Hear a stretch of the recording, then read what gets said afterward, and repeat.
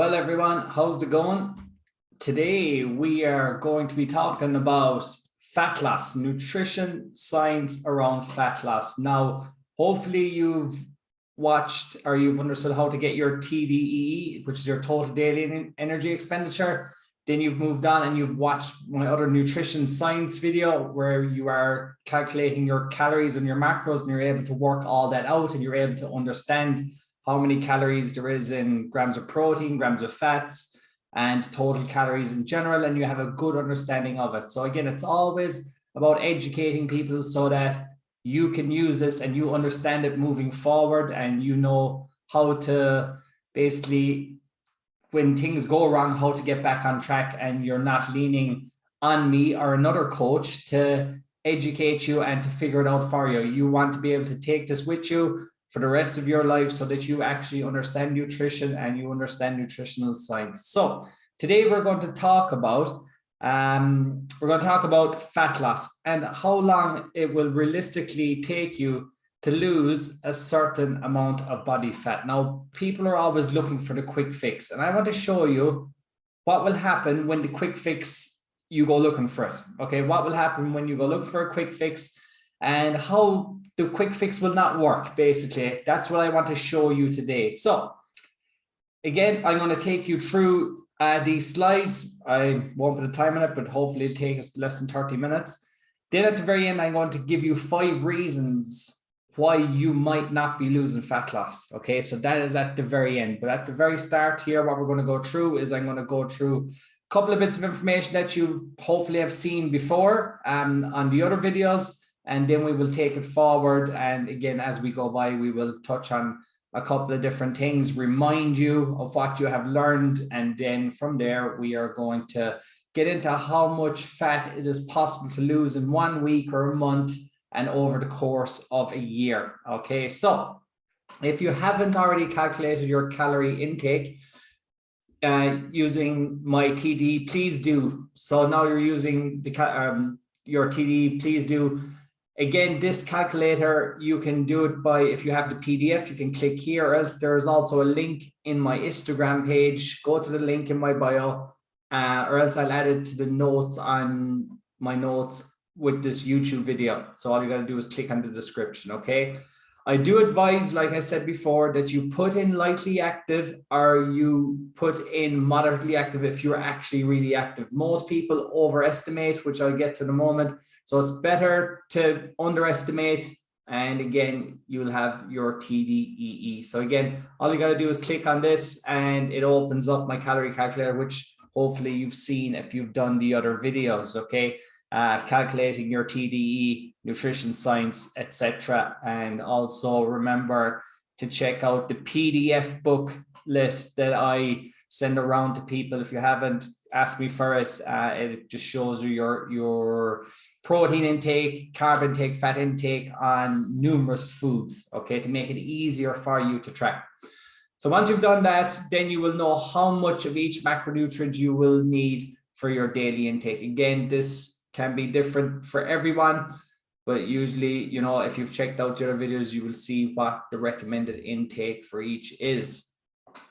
So now you understand how to calculate your calories and your macros from the last video. Like I said, I'm going to educate you on how long it will take you to burn body fat, basically how long it will take you to lose fat.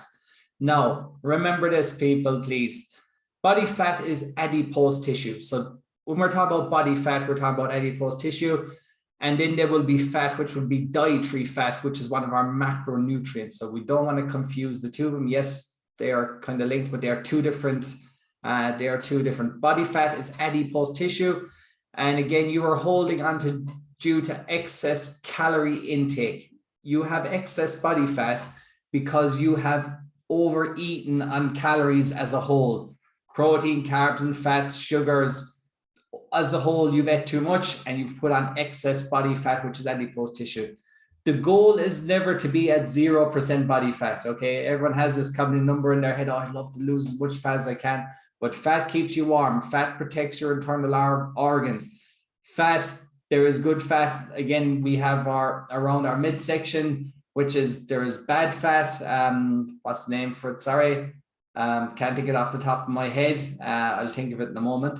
But again, fat keeps you warm. You need body fat, fat for hormone levels and for production of hormones. Fat is required by the body. So the goal is never 0% body fat. Bad things happen when you go too low with body fat. Trust me. Okay. I love the saying, okay, if you see someone with a six-pack, they've starved themselves. No, it's kind of half true. They've under-eaten to get there. The only reason you're going to see abs and definition is when you strip back all that body fat, okay? But again, not to go off on a tangent, but the goal is never 0% body fat. Bit of cushion is always good, okay? Bit of squeezing, give you something to grab onto. So now we are, just a note here. Like I said, please do not try not to confuse body fat, adipose tissue with dietary fat. Dietary fats are like our salmon, our nuts, olive oil, etc. These are good fats, healthy fats that we need plenty of as well. And these are what we get from our macronutrients. That's a dietary fat. And I mentioned this a while ago, you have not got fat. You have not got all that excess adipose tissue from dietary fat. So you haven't got fat from eating fats, the dietary, okay? Intake, you have put on weight due to the excess amount of calories that you are consuming over a long period of time. Okay, so let's get into this, team. All right. So how much of a calorie deficit each day will you need to achieve your fat loss goal? And how long and how will you be able to keep it off long term? That should always be the goal that we are looking for when it comes to when I'm in a calorie deficit. If I'm put into a deficit for a period of time, is how long or how much each day do I need to be eating to achieve my goal of fat loss? And that's what I'm going to go through with you, so you have a clear understanding that if your goals are unrealistic, okay, when we set goals, if it's unrealistic, then you're going to find out whether it's achievable or not. Oh, excuse me there. So, sorry there, now I think my face might be in the way of the screen. So how much fat, adipose tissue, is it possible to lose in a day, a week, a month, or a year, basically? Okay, that will, and again, everyone's different. It will all depend on how much you have to lose or you want to lose. Remember, fat loss is never linear, so it's never straightforward. There will be ups and downs, fluctuations daily and weekly. Play the long game, delayed gratification is on its way. So this is the thing about fat loss. People want it yesterday. People want to lose the weight as fast as possible, okay? You have not put the weight on in a couple of days. You have put it on in a couple of months or a couple of weeks, whatever. You've had a couple of bad weeks. It's going to take a couple of good weeks to get it back, okay? And that's what you've got to be realistic with yourself and the time frame that you do put on it, okay? So, question, how much body fat, adipose tissue, is a realistic option for anyone, male or female, to lose in 1 week to 1 month, and possibly to be able to keep this off, okay? And that's the goal, is always losing it is the easy part. You know what you got to do, but keeping it off long term is going to be the hard part. So from my own experience, and again, you might not agree with me or you might not think this is true, but like I said, there's going to be ups and downs. How much you're able to adhere to the calories that you are set, okay? When you get your total daily energy expenditure, that number is the number that is required for you to maintain your body weight. So if that number, if your TDE was 2,300 calories, that is your number, that is your maintenance calories, okay? Then we have to try and find a deficit to create fat loss. If you want to put on weight or gain muscle, you've got to eat over that. But again, that is a separate video. Okay, we're going to stick with fat loss. So if you are being realistic, and I'm probably being generous here, tell you the truth as well, okay? But if you are being realistic, 0.5 to 1.2 pounds per week, okay? Pounds per week, or 2 to 5 pounds per month of weight, okay? 2 to 5 pounds per month. That equals 1 kg to 2.5 kg per month, Over 12 months, that's 12 kg to 30 kg. Now, when I say 12 kg to 30 kg, if you have 30 kg to lose, then it's probably going to take a year to get rid of it. Okay, well over a year if you can adhere to everything that is put out in front of you. But again, a side note here is 1 kg equals 2.2 pounds. So if you don't have a lot of weight to lose, then it might not be a realistic option that you are losing 0.5 to 1.2 pounds per week. If you are overweight and you are carrying a lot of excess body fat, I'm talking 20 kg, then it can be possible that you can safely lose 1.2 pounds per week. At the start, if there is a lot of weight to lose, then there can be weight loss can be kind of sped up at the start, but then it will slow down for sure. And there is obviously numerous ways that, I will get into in a moment, that you can't be in a deficit for a whole year. Okay, that will not be good for you, but I will touch on that in a moment. So this approach would ensure you have learned and gained the knowledge and implemented a strategy intake long enough that you have control of your food intake. And the whole point of this, and you would have heard me saying before, teach a man to fish. Okay, teach a man to fish, he'll be able to feed his family for a year. Okay, basically. So what you don't want to do is give someone a fish, give a fisherman a fish, and you'll be able to feed his family for a day. You want to be able to teach them how to fish, and they'll be able to feed the family forever. And that is what you want to do when you are understanding fat loss or calories or macros. The education is what's important, and then the implementation of that is that you actually have to go and do the work for a bit of time, like tracking calories, etc., and you will know how you have done this. Now, remember from our nutritional science video, again, if you haven't watched nutritional science, I would go back and rewatch that. Macros here on the left and the calories per gram on the right. Our macros: carbs, 1 gram of carbs equals 4 calories, 1 gram of protein equals 4 calories as well. The reason the fat gets the blunt of the criticism is because dietary fat actually holds twice as much calories. So 1 gram equals 9 calories. So that's where you have to be careful with the fats. Yes, they are still important. They are very, very important for intake.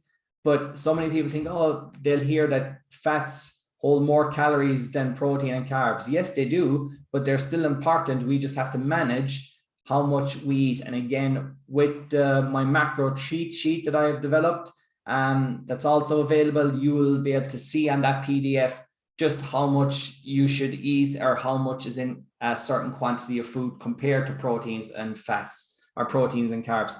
Alcohol is also there, but we don't really speak too much about alcohol, but just understanding that it is a macronutrient, but we do not, we just try and limit it basically, because alcohol does not really get us to our goals. So before we get into it, just have a drink of water. Again, if at any stage you need to pause this slide or any of these slides, please press pause, take it back in, or else you go back. Remember, just like scroll down, check how long, what time the video is on, pause it, write it down, and if you have to come back and watch it later, watch it later. So dietary fat, this is the good fats that we like to consume through fish, nuts, seeds, oils, etc. 1 gram equals 9 calories. So there's a bit of maths to do here now. So if you have a calculator, you can take it out and press pause. 100 grams of dietary fat is equal to 900 calories. 9 calories by 100 grams equals 100 grams equals 900 calories. How I got 900 calories is 9 calories, 1 gram multiplied by 9. So again, we get the 900. Now, 1 kg is equal to 9,000 calories. Okay, so if you ate 1 kg of dietary fat, it equals 9,000 calories. 9,000 calories equals 1 kg or kilogram of dietary fat. Remember, we're still talking about the macro micronutrient. So if you overeat, not just on dietary fat, but if you overate 9,000 calories in the space of 2 weeks, you went freaking mad, which people do very easily, not thinking they've even gone mad. 9,000 calories is going to add 1 kg of extra adipose tissue to your body. Okay, you're going to add body fat if you are 9,000 calories over, however long that may be, 1 week, 2 weeks, etc. Okay, so, but wait, there is good news, and the good news is, okay, you might have overeaten 9,000 calories, okay, in the space of a week. You might have overeaten, you might have done that for 10 weeks straight, and all of a sudden you're 9 or 10 kg heavier, okay? The good news is, and science says, in order to lose 1 kg of body fat, okay, 1 kg of body fat, that's actual body fat mass, adipose tissue we're talking about now, because remember, when you eat food, it is energy. Energy goes into the body, and you either use it for energy or it gets stored as fat in the fat cells, which it becomes adipose tissue. You will need to create a calorie deficit of 7,700 calories. Okay, to lose 1 kg of body fat, you need to create a deficit of 7,700 calories. 7,700 calories equals 1 kg of adipose tissue, which is body fat. So how I like to look at it is that you treat calories like cash. Basically, you're given a certain amount, which is your total daily energy expenditure. Like I said, you've calculated it, you know what your total daily energy expenditure is, and it's like a certain amount of money that you are getting, you will be able to get for each day. So what we're going to look at here, going to take John, for instance, okay? John, for instance, his total daily energy expenditure is 2,500 calories per day. So this is how much John, we've worked out his activity level, we've worked out his weight and his height, we've put it all together, we put it into the calculator, and it's confirmed that John's total daily energy expenditure is 2,500 calories. That's including his training that he's doing throughout the day. That's including him going to work every day. It's including whatever steps he's doing. That his overall calorie intake to maintain weight. Okay, this is his maintenance weight, his TDEE, which is total daily energy expenditure. So what we look at then is basically his weekly intake is 2,500 by 7 days. So John can consume 17,500 calories over the course of the week and not put on any excess body fat. He will just maintain his weight, okay? Now, if you remember, 7,700 calories was 1 kg. So, side note, if John actually wanted to lose 1 kg of body fat in a week, he would have to take 7,700 calories from this. Now, what that works out as, John would only be able to eat about 10,000 calories a week.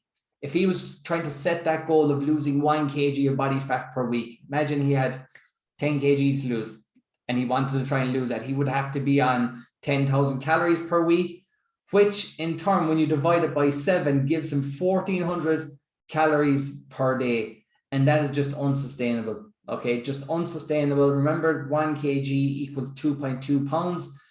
It wouldn't last. He'd fall off track. He'd be malnourished. He'd be under eating. He'd have lack of energy. And, you know, it is just unsustainable. And you could never recommend it to anyone. As a coach, I certainly would not.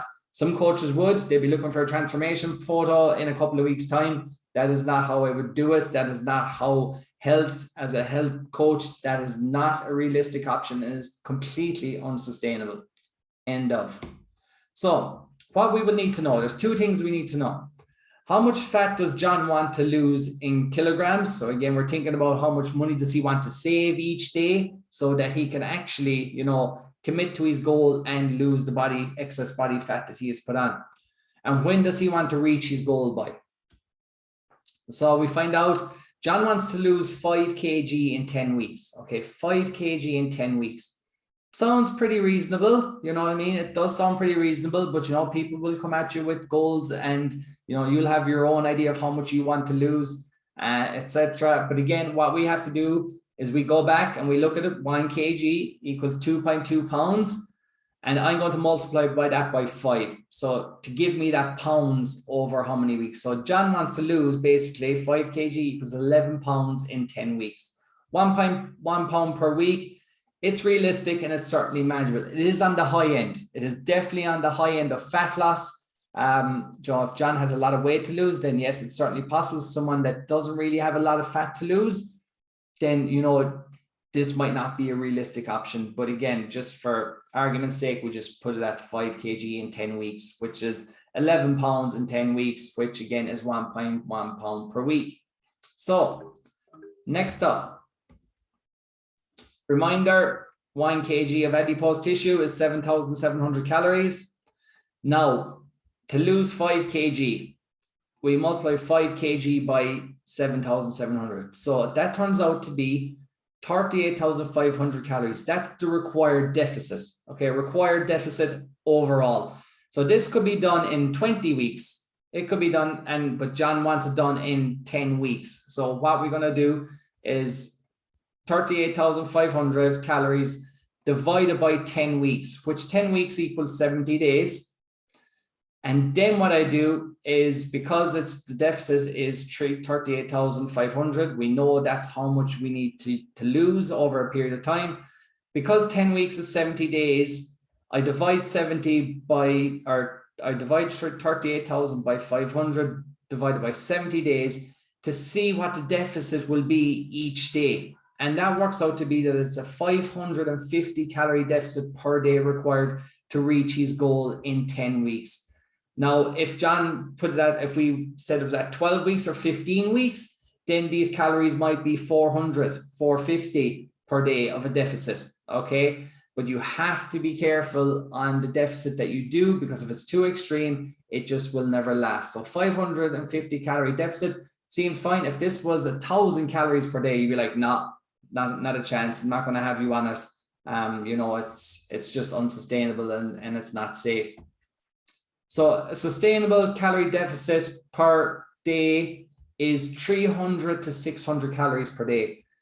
So girls usually somewhere in around 300, 400, maybe even 500 calories per day. Because again, girls actually, because they are smaller, then usually the TDE isn't as high as guys. So again, you can have a guy that's 100 kg versus a girl that's 60 kg, and that guy's TDE is going to be a lot higher than a woman that, say, if they're both at the same activity level, say the two of them did the exact same amount of training in a week, they did the exact same amount of steps, then someone that's at 60 kg, if it was a guy at 60 versus a guy at 100, the guy at 100 kg, his total daily energy expenditure is going to be a lot higher.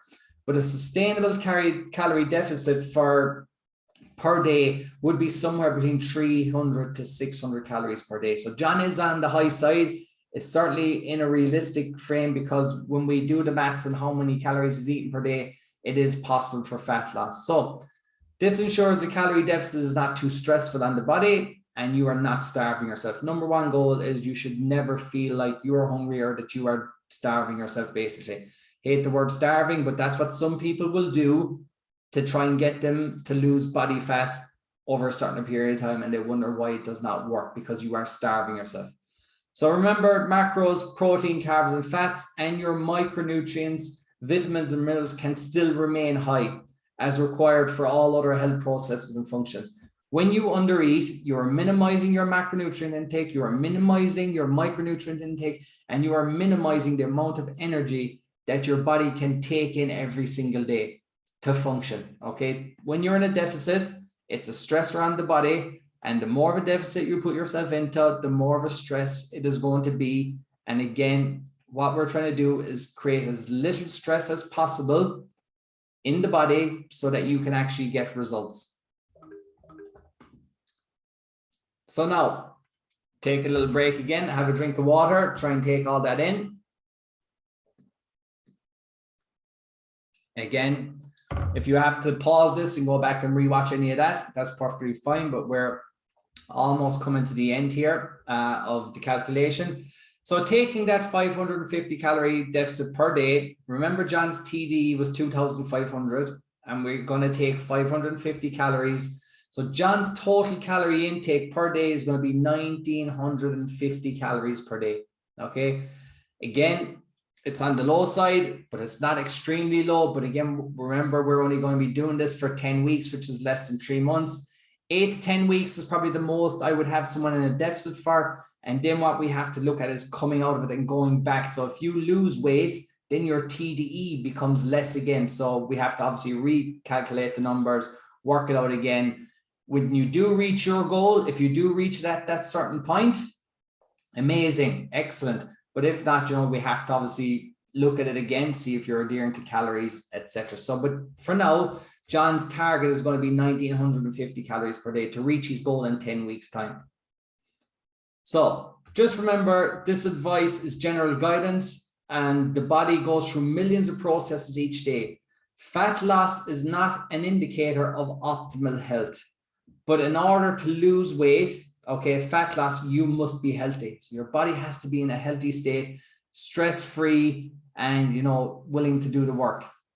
You have to look at all areas of your life: training, nutrition, stress levels, environment, sleep quality, hydration, blood and hormone markers in both male and female. So before you go into a fat loss phase, you do have to look at all these areas. You have to see that, okay, how much training are you doing? That you're not overtraining, you haven't been overtraining for months. Like, you must look at your nutrition. Have you been in a deficit for months trying to do this?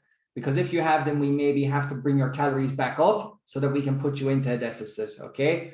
Stress levels play a massive part with it. Your environment, you in a place where you can make your food regularly, where there's food constantly ready for you. That the people around you are supporting you in your fat loss goal. Your sleep quality, are you sleeping at night? Because remember, at nighttime we need to sleep so that we can recover, so that we can go again the next day. If your sleep quality is off, team, then what will happen is that your body will wake up in a state of stress, and it will not allow you to be losing body fat because you have put it into a stressful state. Adding stress on stress, again, I have another video coming, a stress video, and it's just to make you understand that all stress is stress, however that happens. But again, hydration needs to be kept up. You need to be drinking plenty of water. And then, if you do have any blood tests done, that all the health markers are on points that you are okay to be going into deficit, then only are you ready for a fat loss phase.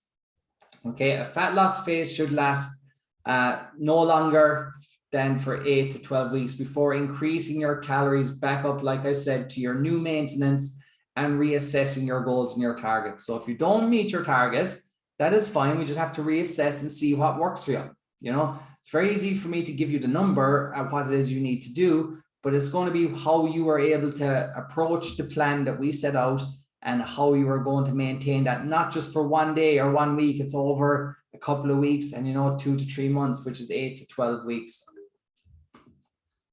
So 5 reasons why you are 5 reasons you aren't losing fat in a deficit.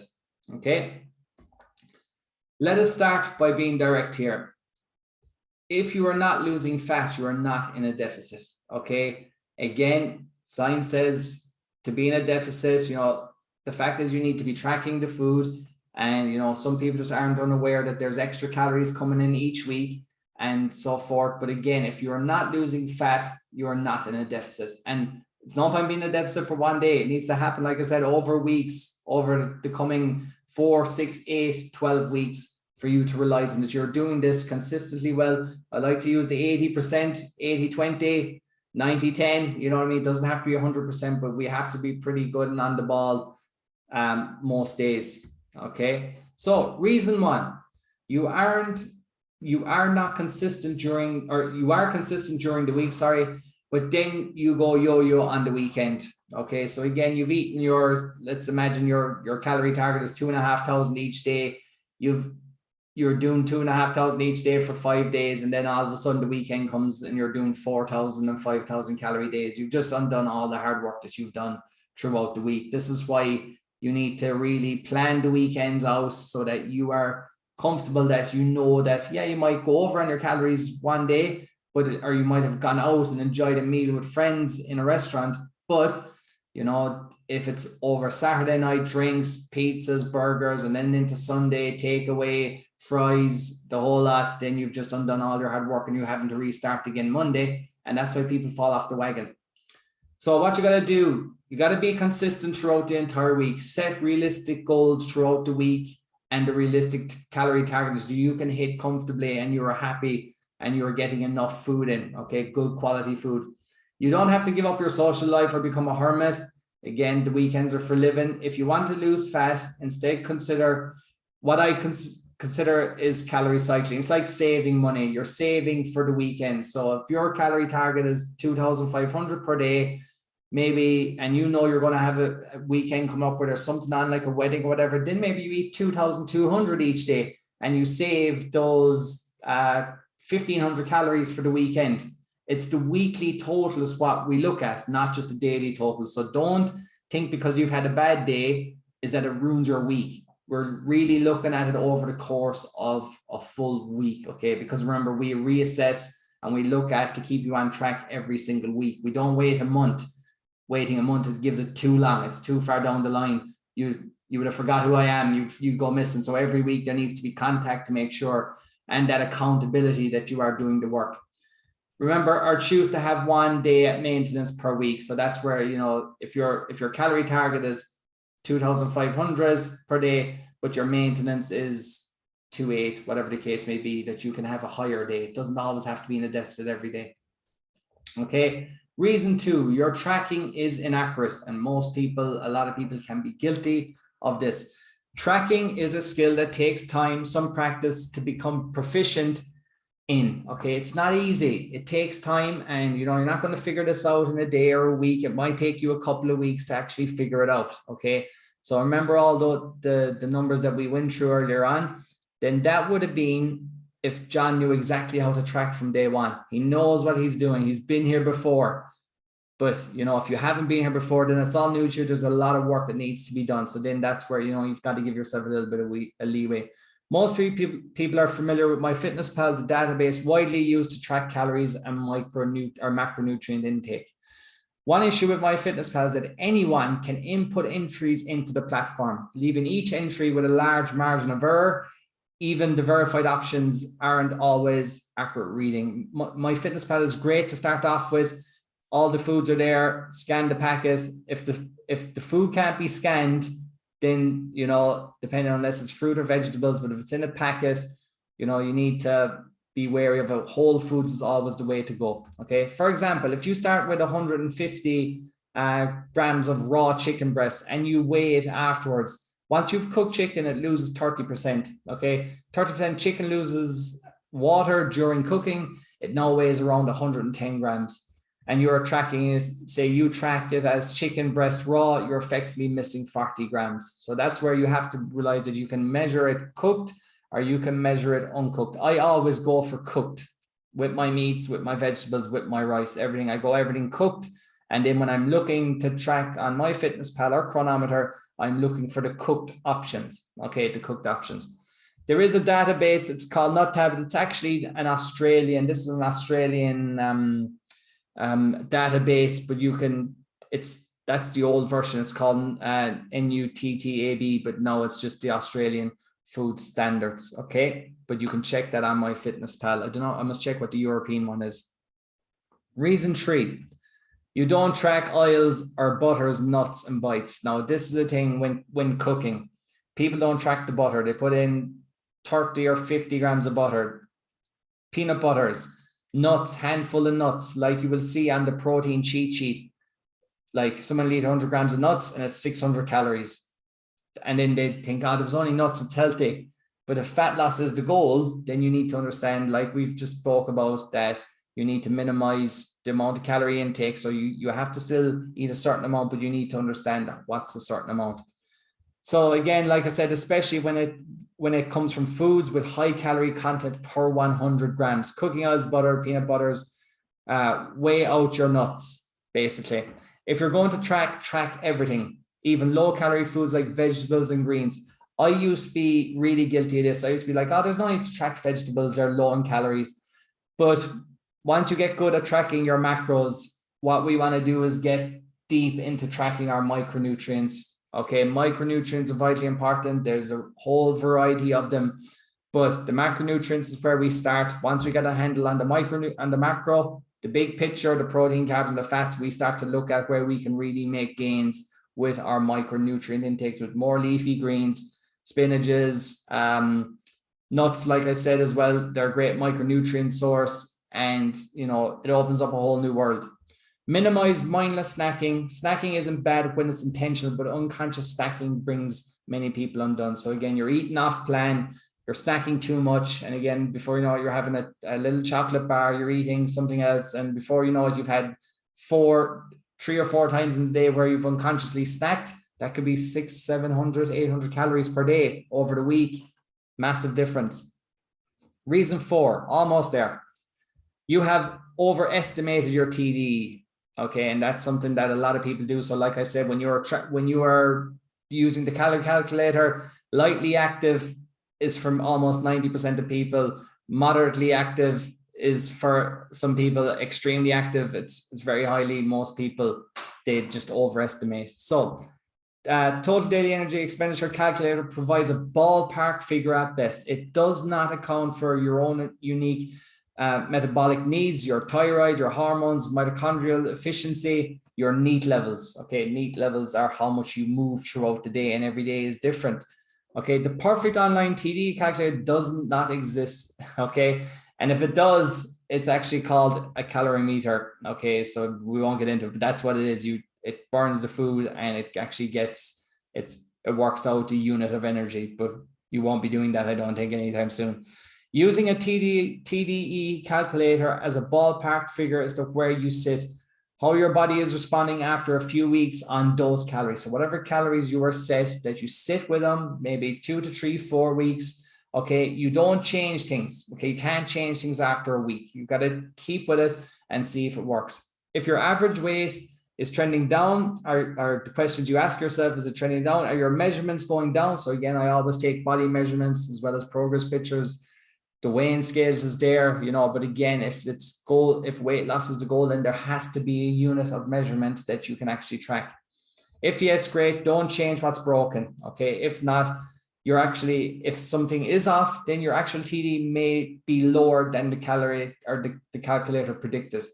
Okay, that's assuming you have been consistent with your calorie intake and you haven't missed a beat, basically. Okay, so that's why it's really important to, when you track absolutely everything so that you get into the habit of doing it. It won't be forever, but at the start, you do need to have a good understanding of how long or how much you are getting into your body. Because again, why are you trying to lose fat? Due to the fact that you've put it on. You wouldn't have intentionally tried to put it on in the first place. I know that much. Okay, last reason number 5, you have overestimated your daily activity level that we kind of just spoke about. Most people grossly underestimate their daily calorie intake and overestimate how active they are. So everyone thinks, oh, I've been to the gym 5 days a week. Oh, I'm out for walks every day. I must be burning, my watch says I'm burning 1,500 calories a day. It's really, trust me, you probably aren't burning 1,500 calories a day. Probably nowhere near it, but your watch makes you feel good, but it's not the truth. When choosing your daily activity level, move away from trying to determine how many calories you burn during training. Okay. People, again, resistance training burns less overall calories than you think. Okay. So what happens is, people, when you are trying to lose fat, you've got to control what you put into your mouth. The cake hole, you've got to control that. Using exercise to burn calories is not why you exercise or you train. You're training to build strength. You're training to get stronger. You're training to improve your lifestyle. You're training to learn a new skill. Okay. You're not training to lose fat loss. What you put into your mouth is always going to determine how much, because you can control that. What goes into your mouth gets tracked. And then you know that, okay, well, if I'm eating this certain amount of calories each day, whatever the training I do is besides the point. It's what I put into my mouth, and that's what I have control of. Okay. The chocolate bar doesn't have a problem keeping its wrapper on. You have the problem because you were the one taking it off. Okay.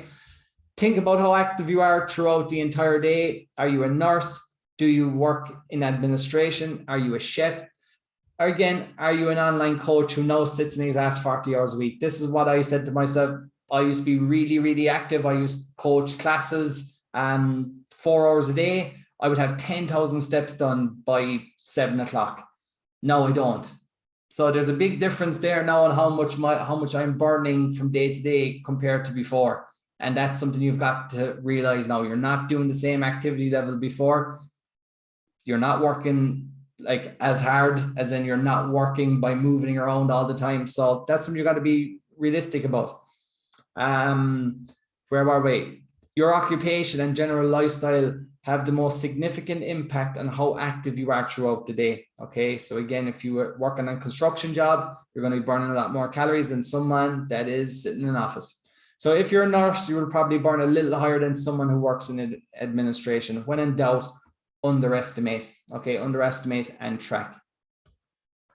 So that's everything. Hopefully that was of use to you, and it gives you a little bit more education and knowledge around, okay, what is it, how long it's going to actually take me to achieve my goals. I understand I can't undereat. I understand that I need to stick with these calories for a certain amount of time. I understand that, you know, Adrian needs to come back to me at the end of the month and reassess my targets. But again, I'm on to you every week also. But again, this is what happens. It takes time. But again, we can all get there. We've all got there, and you can get there too. So again, if you want to know more about this, if you have this on PDF, okay, you can check me out at adriancoaching.com. You can email me if you wish, if you want more information or you want to work with me. There's a free road mapping call. If you want to have a chat with me for 20 minutes, we can go through working on a goal and a plan of action to suit you. That's absolutely free. You can just book it in. If you are looking for online coaching, then just fill in the questionnaire. I can set up a call with you and we can take it from there. No obligation. And then obviously, if you don't follow me already on Instagram or Facebook, you can find me here. Thank you very much for your time. Take care, and I will chat to you all soon. Peace.